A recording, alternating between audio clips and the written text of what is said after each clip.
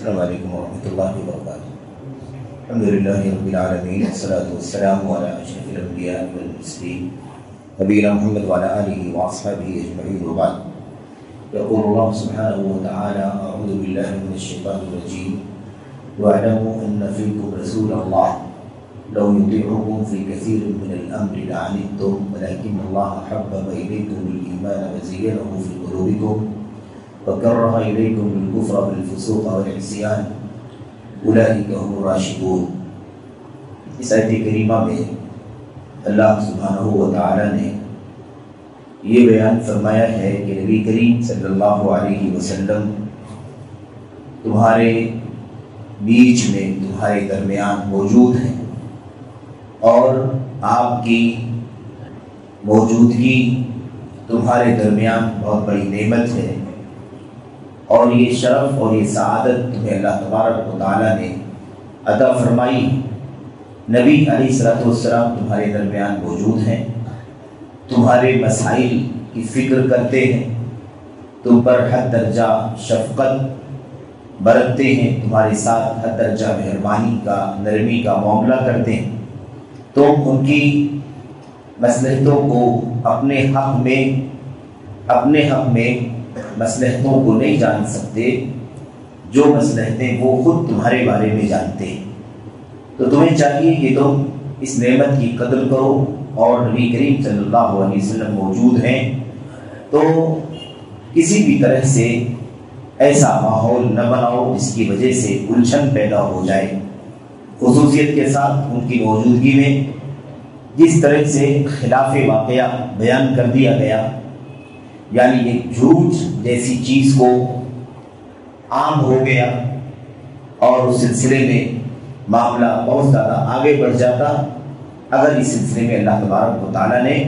مومنوں پر رحم نہ فرما دیا ہوتا۔ اور یہ ایسی حقیقت ہے کہ اسے خود قرآن کریم نے اور بھی کئی جگہوں پر بیان فرمایا ہے۔ اللہ کے نبی صلی اللہ علیہ وسلم نے خود اپنے سلسلے میں اپنی امت کو بھی اپنے مقام کو سمجھایا ہے۔ وَاعْلَمُوا أَنَّ فِيكُمْ رَسُولَ اللَّهِ، جان لو کہ تمہارے درمیان اللہ کے رسول ہیں۔ ظاہر ہے کہ اللہ کے رسول تو صحابہ کے درمیان تھے ہی، لیکن اس میں پیغام یہ دینا ہے کہ آپ کا وجود بڑا اہم ہے، اور تمہیں چاہیے کہ اس کی اہمیت کو سمجھو اور تم اس کی قدر کرو۔ نبی علیہ الصلوۃ والسلام پر کوئی ایسی بات بولنا، ان سے کسی ایسی بات کے لیے ضد کرنا مناسب نہیں جو وہ نہ چاہتے ہوں، کیونکہ تمہارے لیے سب سے زیادہ شفقت اور مہربانی کرنے والے وہی ہیں۔ قرآن کریم میں اللہ تبارک و تعالیٰ فرماتا ہے النبی اولی بالمؤمنین من انفسہم وازواجہ امہاتہم، نبی صلی اللہ علیہ وسلم مومنوں کے اتنے زیادہ حقدار ہیں جتنا مومنوں کی اپنی ذات کا حق نہیں ہے۔ مومنوں کے لیے اللہ کے نبی علیہ السلام مومنوں کے اتنے زیادہ حقدار ہیں جتنا مومنوں کی خود اپنی ذات اور اپنی جان کا بھی حق نہیں ہے۔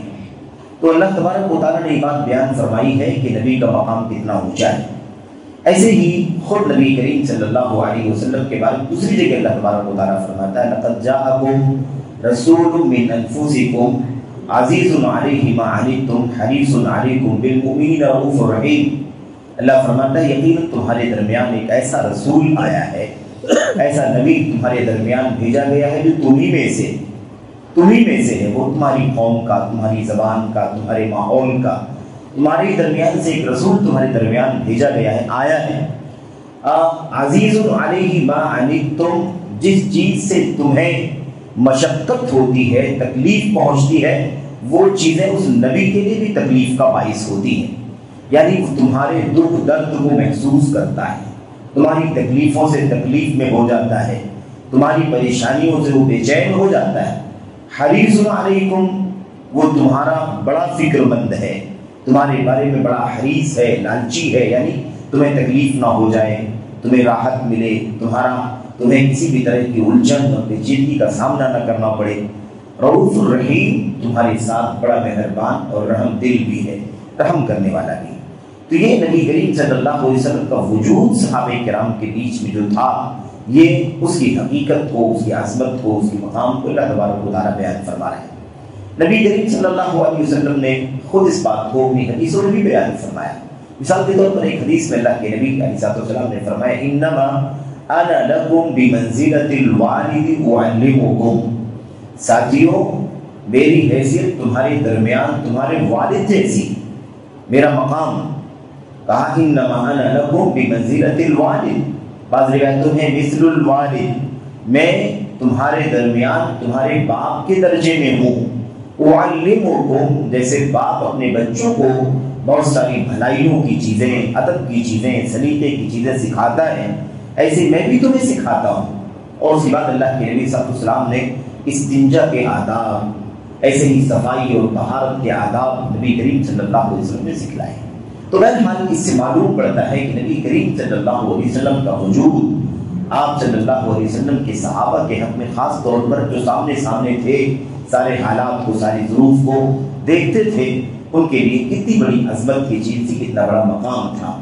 تو اس بات کو اللہ تبارک و تعالیٰ نے یہاں اس لیے بیان فرمایا ہے کیونکہ اس سے پہلے جو آیت کریمہ گزری ہے اس میں پس منظر آپ جانتے ہیں کہ اللہ کے نبی نے فرمایا تھا کہ میں قاصد بھیجوں گا زکوٰۃ وصول کرنے کے لیے، پھر آپ نے مصلحت سمجھا، اس کو کچھ دیر سے بھیجا جس کی وجہ سے کافی بے چینی پیدا ہو گئی، اور پھر اس کے بعد جو ہے اس قاصد نے آ کر کے جو بات بیان کی وہ بھی خلاف واقعہ تھی۔ یہ انسانی بشری تقاضا ہے، غلطیاں ایسی ہو سکتی ہیں انسانوں سے، گرچہ وہ صحابہ کرام تھے لیکن ظاہر ہے کہ انسان تھے، کہیں نہ کہیں ان سے کوئی چوک ہو جانا یہ بڑی بات نہیں ہے، اور اس سے ان کے مقام پر، اس کی عظمت پر کوئی فرق نہیں پڑتا۔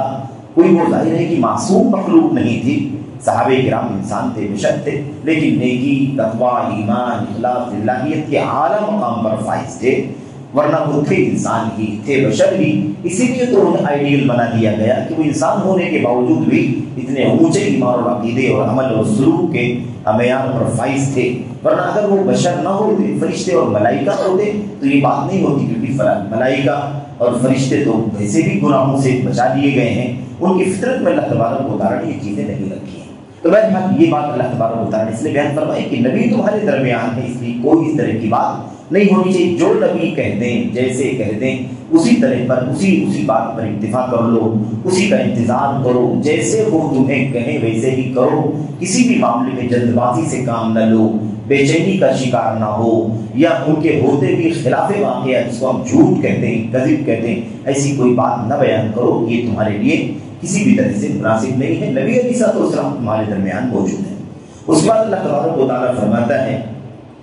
لو یطیعکم فی کثیر من الامر لعنتم،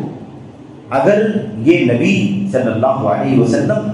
یہ بہت سارے معاملات میں اگر تمہاری پیروی کرنے لگیں، تمہاری بات ماننے لگیں، تمہارا کہا سننے لگیں، لعنتم تو تم بڑی مشقت میں پڑ جاؤ گے، تم بڑی مشقت میں پڑ جاؤ گے۔ تم نہیں سمجھتے اپنی مصلحتوں کو جتنا وہ نبی تمہاری مصلحتوں کو سمجھتا ہے۔ ظاہر ہے کہ نبی صلی اللہ علیہ وسلم اللہ تبارک و تعالیٰ کی طرف سے جو وحی آتی تھی اس کی روشنی میں آپ کوئی بھی بات کہا کرتے تھے، اور کوئی بھی فعل یا رد فعل کیا کرتے تھے، اپنی چاہت سے، اپنی مرضی سے یا اپنے نفس سے کوئی کام نبی کریم صلی اللہ علیہ وسلم نہیں کیا کرتے تھے۔ جو بھی چیزیں ہوتی تھی وہ اللہ رب العالمین کی طرف سے ہدایت اور رہنمائی کی بنیاد پر ہوا کرتی تھی۔ اس لیے اللہ فرماتا ہے لو یطیعکم فی کثیر من الامر لعنتم، اگر بہت سارے معاملات میں وہ تمہاری بات ماننے لگے، بجائے اس کے کہ تم نبی کی بات مانو، تم نبی کی اطاعت کرو، اس کا کہا مانو، اگر وہ تمہاری اتباع کرنے لگے، تمہاری اطاعت کرنے لگے، تمہاری فرمانبرداری کا جو جیسے تم کہو وہ کریں، اگر ایسا ہو جائے بہت ساری چیزوں میں، لعنتم لاصابکم العنت، تو تمہیں مشقت کا سامنا کرنا پڑے گا، بہت ساری پریشانیوں میں آ جاؤ گے۔ اس حوالے سے اللہ کے کلام کی آیتوں میں بھی اور نبی کریم صلی اللہ علیہ وسلم کی احادیث میں بھی بہت ساری تعلیمات، بہت ساری ہدایات موجود ہیں۔ مثال کے طور پر اللہ تبارک و تعالیٰ نے فرمایا لا تسألوا عن اشیاء ان تبد لکم تسؤکم، قرآن کریم اتر رہا ہے، نبی تمہارے درمیان موجود ہیں، وحی الہی کا سلسلہ، ہدایت ربانی کا سلسلہ جاری ہے، اس لیے اگر تم زیادہ سوال کرو گے تو یہ مناسب نہیں ہوگا۔ ہو سکتا کوئی تم سوال کرو اس کا جواب ہاں میں آ جائے، کوئی سوال کرو اس کا جواب نہ میں اللہ تبارک و تعالیٰ کی طرف سے اس نبی کے اوپر اتر جائے، اور یہ نبی وہ تمہیں کہتے ہیں کہ تم ایسا کرو یا ایسا نہ کرو، اور وہ چیز تمہارے لیے مشقت کا باعث بن جائے تو پھر تم پریشان ہو جاؤ گے، نہیں کر پاؤ گے۔ مثال کے طور پر اللہ کے نبی صلی اللہ علیہ وسلم نے یہ بھی بیان فرمایا اپنی قولی روایت کے اندر کہ انما ہلک من کان قبلکم بکثرت مسائلہم واختلافہم علی انبیائہم، تم سے پہلے والے لوگ اسی لیے ہلاک و برباد ہو گئے کہ وہ بہت زیادہ سوالات کیا کرتے تھے، اللہ کے نبی ایسا کرنے کا کیا حکم ہے، ایسا کرنے کا کیا حکم ہے، اگر ایسا کریں تو، ایسا کریں تو۔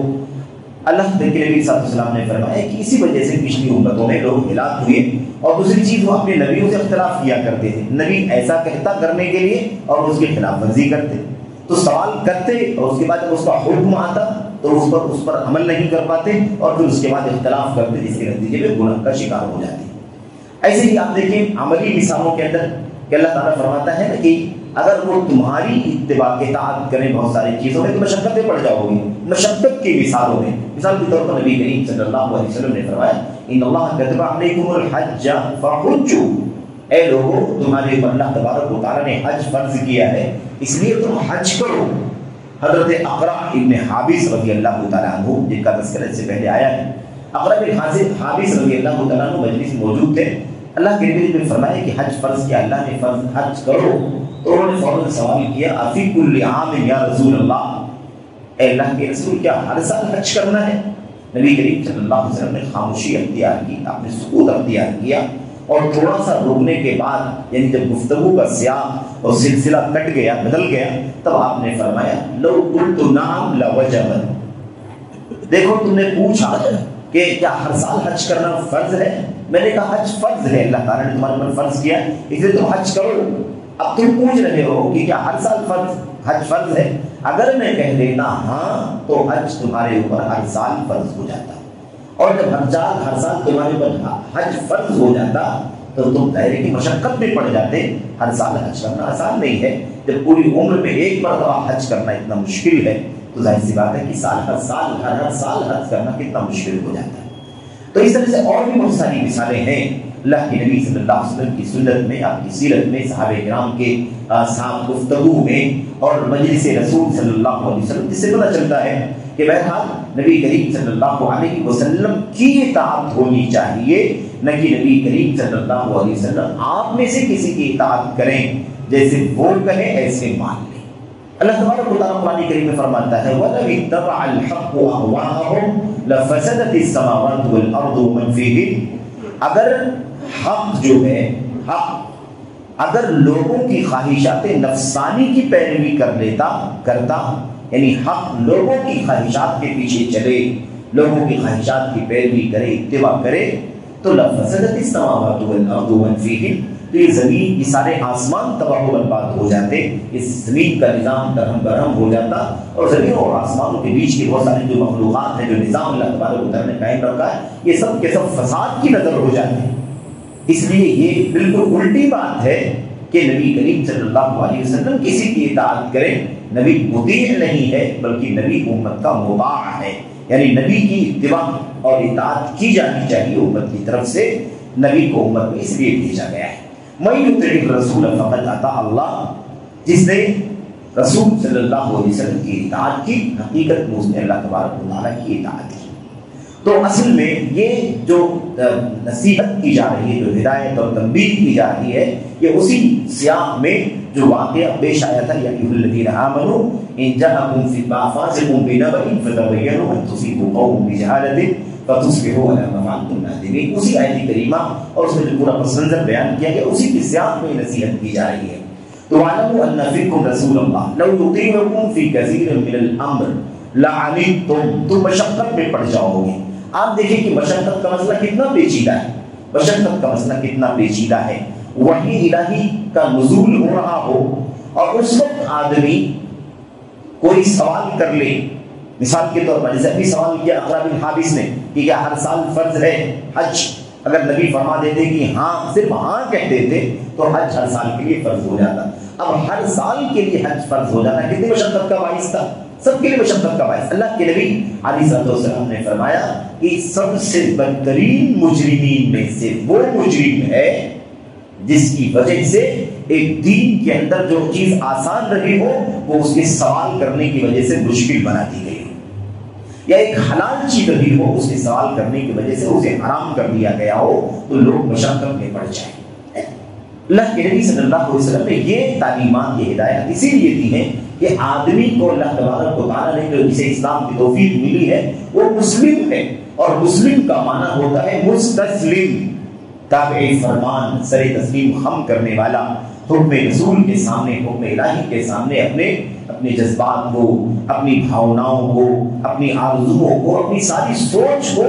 دبا کر کے رکھے، نبی کریم صلی اللہ علیہ وسلم کی ہدایات کا، آپ کی رہنمائیوں کا، آپ کے اشاروں کا، آپ کی نصیحتوں کا انتظار کرے کہ آپ کی طرف سے اشارہ کس چیز کا ہوتا ہے، اور پھر اس کے بعد کرنا شروع کر دے۔ اس میں کسی بھی طرح کا قیل قال نہ کرے، کسی بھی طرح کی اس کے اندر توقف کی بات نہ کرے، تأمل کی بات نہ کرے، یا یہ کوشش نہ کرے کہ میں اسے سوچ رہا تھا ویسے ہوتا تو زیادہ اچھا رہے گا، نہیں، بلکہ انقیاد ہے۔ انقیاد کا مطلب یہ ہوتا ہے کہ آگے چلتے جائے قائد، اور پیچھے اس کے ماتحت رہنے والے، اس کے کہہ لیجیے کہ متبعین، اس کے پیروکار بآسانی پیچھے کھینچتے چلے جائیں، اس کے پیچھے چلتے جائیں۔ تو مسلم کی مثال، مسلمان کی مثال کیا ہے؟ کل جمل، اس اونٹ کی طرح اس کی مثال اللہ کے نبی نے فرمایا، کل من قیدن قاد، جب بھی کل من قید انقادا، جیسے ہی اس اونٹ کو ہانکا جائے اس کے پیچھے، اپنے ہانکنے والے کے پیچھے چلتا چلا جائے، کسی بھی طرح کا تعامل، کسی بھی طرح کا توقف نہیں ہونا چاہیے۔ تو یہ اس آیت کریمہ کے اس حصے کا معنی۔ اس کے بعد اللہ تبارک و تعالیٰ نے اگلے والے حصے میں یہ بات بیان فرمائی ہے کہ اللہ تبارک و تعالیٰ نے تمہیں ایمان کی اور ایسے ہی اسلام کی، اللہ تبارک و تعالیٰ کے حکم کے فرمان کی، قرآن کی، نبی کی جو نعمت تمہیں عطا فرمائی ہے، اس نعمت کی تمہیں قدر کرنے کی ضرورت ہے۔ اللہ تبارک و تعالیٰ نے تمہارے لیے حبب الیکم الایمان، ایمان کو تمہارے لیے محبوب بنا دیا ہے، پسندیدہ بنا دیا ہے، تمہارے دلوں میں ایمان کو مزین اور آراستہ کر دیا ہے، اور تمہارے دلوں کے اندر کفر کو، فسق کو، نافرمانی کو اللہ تبارک و تعالیٰ نے گھناؤنا اور گندا بنا دیا ہے کہ کفر سے، فسق سے، نافرمانی سے نفرت پیدا ہوتی ہے تمہیں، اور اللہ تبارک و تعالیٰ نے تمہارے دلوں کے اندر ایمان کی محبت جاگزی کر دی ہے۔ اس کا تذکرہ آئے گا انشاءاللہ تبارک و تعالیٰ۔ اور اگلی آیت میں اللہ تبارک و تعالیٰ نے فرمایا کہ اللہ تبارک و تعالیٰ کی طرف سے سراسر فضل ہے اور اس کا انعام ہے، ورنہ کتنے لوگ ہیں دنیا کے اندر تو اس ایمان کی نعمت سے، اس فضل سے محروم کر دیے گئے۔ تو تمہیں یہ نعمت جو اللہ تبارک و تعالیٰ نے عطا فرمائی ہے اس کی قدر کرو، اور اس کا تقاضا یہ ہے کہ اپنے نبی کی باتوں کو مانو اور ان کی اطاعت کرو۔ تم یہ کوشش نہ کرو کہ تمہاری کوئی بات نبی صلی اللہ علیہ وسلم مان لے اور تمہارا کہاں مان کر کے کوئی فیصلہ کرے، تمہارے لیے یہ سوچ غیر مناسب ہے اور یہ تمہیں زیب نہیں دیتی۔ جب تک نبی موجود ہے تمہیں بالکل عملاً اس چیز پر چل کر کے دکھانا ہوگا، پھر بھی تم آنے والی نسلوں کے لیے، انسانیت کے لیے، مستقبل کی امت کے لیے آئیڈیل اور نمونہ بنا دیے گئے ہو۔ بہرحال اللہ سے دعا کرتے ہیں کہ اللہ تبارک و تعالیٰ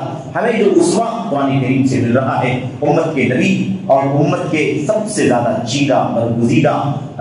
طبقے حضرات صحابہ کرام کی زندگی کا، اللہ عز و جل ہمیں اس سے عبرت نصیحت حاصل کرنے کی توفیق عطا فرمائے۔ اور اللہ تبارک و تعالیٰ ہمیں اور آپ کو اب جو ہمارے سامنے سنت کی روشنی ہے، جو حدیثوں کا ذخیرہ ہے، آپ کی ایک ایک ادا ہے، قول فعل تقریر کی شکل میں، اللہ تبارک و تعالیٰ ہمیں اور آپ کو اس پر عمل کرنے کی، اس کی جستجو کرنے کی، اس پر عمل کرنے کی توفیق عطا فرمائے۔ آمین یا رب العالمین۔ صلی اللہ علیہ وسلم وبارک علی نبینا محمد وعلی آلہ وصحبہ اجمعین۔ السلام علیکم ورحمۃ اللہ۔